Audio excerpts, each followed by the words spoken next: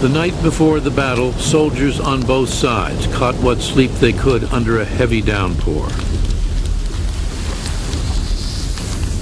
The next morning, Sunday, June 18th, they were sopping wet. So was the field in which they were to fight, now dotted with puddles and caked in mud. As the sun rose higher in the sky, the Duke and his soldiers braced themselves. But Waterloo remained silent. Nearly 5 hours had passed since daybreak, yet Napoleon had not given the order to attack. He said he was waiting for the ground to dry, so he could maneuver his cannon. "I felt that fortune was abandoning me," Napoleon said. "I no longer had the feeling that I was sure to succeed."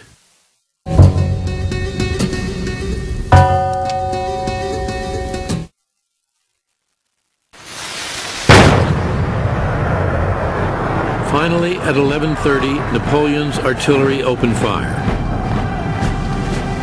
His battle plan was simple.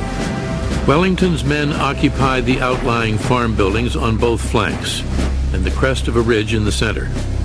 To break them, Napoleon ordered no elaborate maneuvers. He would stake everything on a massive frontal attack. He meant to attack Wellington first, and the quicker the better. He thought Wellington would run for his ships. Then he would turn around and blast Blücher. Shortly after midday, Napoleon ordered a barrage of his most powerful cannon. 74 guns steadily lobbing cannonballs at Wellington's center. But Wellington had ordered his soldiers to take cover behind the crest of the ridge on which they stood, beyond the reach of the French guns. Napoleon's motto was never attack a man in a prepared position. But here he has no choice. He's got to get Wellington out. Napoleon's soldiers charged. The British counterattacked, driving the French back in confusion. The French cavalry was destroyed, but the English center appeared on the verge of collapse.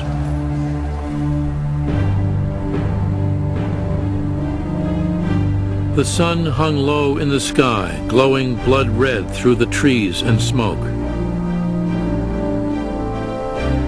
It was then that Napoleon saw them, Prussian soldiers emerging from the smoke, still in the far distance.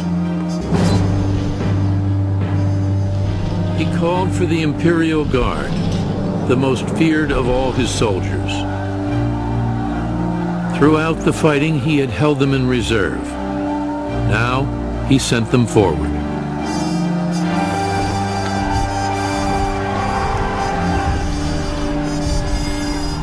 They were just 40 paces away when the Duke gave the order to fire.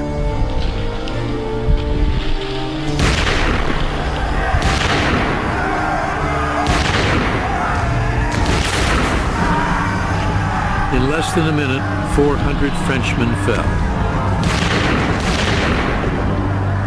Still, the Guard came on. They were absolutely magnificent and came very close. He nearly broke through the British line. But it was too late. The first time in the whole history of the Napoleonic Wars, the Guard was seen to falter and then eventually fall back, shouting, "Sauve qui peut," every man for himself. And then the word ran through the army, "La Garde recule," the Guard is retreating. Wellington snapped shut his telescope, took off his hat, and waved it. "No cheering, my lads," he said. "Forward and complete your victory." As the Guard fell back, panic spread through the ranks of Napoleon's army. And then disaster was upon them. The Prussians were in the field. The Prussians really was the last drop of water that tipped the bucket over. Napoleon had to draw forces from his center to deal with Blücher.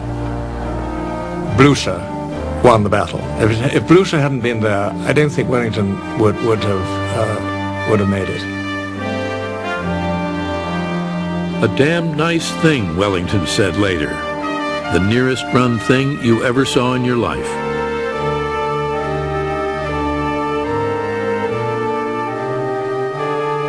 The battle had lasted less than 12 hours, a single Sunday afternoon. The field bloody with the wounded and the dead, Napoleon tried in vain to rally his men, then turned his back on the catastrophe and escaped. With all of Europe against him, Napoleon saw the futility of going on.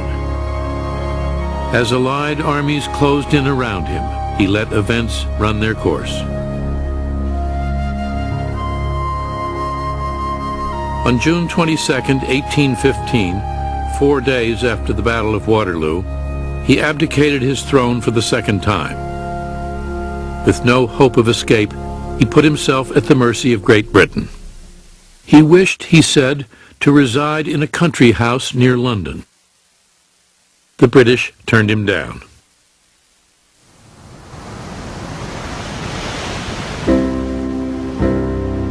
Instead, they sent him back into exile. This time, they took no chances that he would return.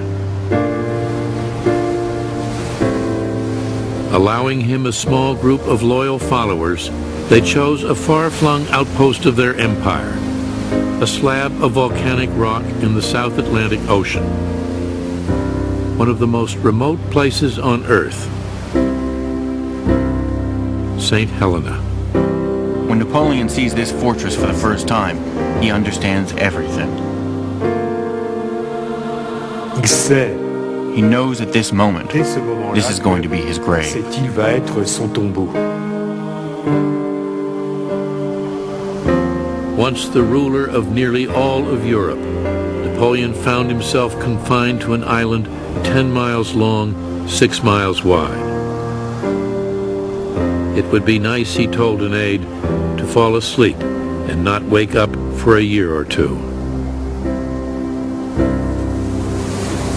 On Elba, he had at least been an emperor. On St. Helena, he was a prisoner, guarded by 2,000 soldiers and 2 ships that circled the island 24 hours a day. His final palace would be a wooden bungalow that had once been a row of cattle stalls. He was 46 years old, with nothing to do for the rest of his life but eat, sleep, and search for a way to occupy his mind. To die is nothing, he said, but to live defeated and without glory is to die every day.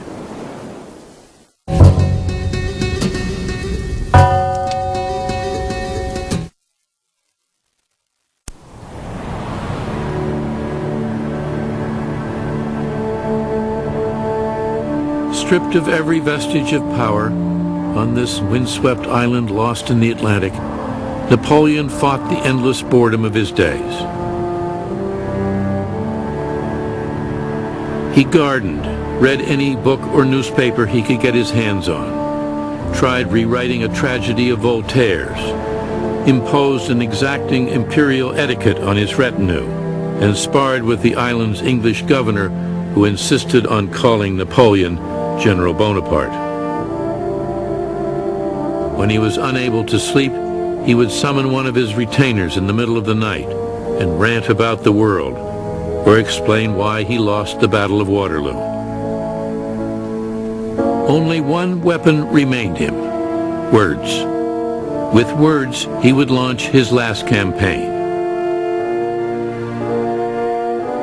Day after day, he dictated his memoirs, forging the story of his life into the stuff of legend. I shall survive, he said, and whenever they want to strike a lofty attitude, they will praise me. Il avait, pendant ces jours-là, décidé que sa vie... He had decided during this time that his real life had ended, but that now his legendary life would begin, and that he had to take care of it.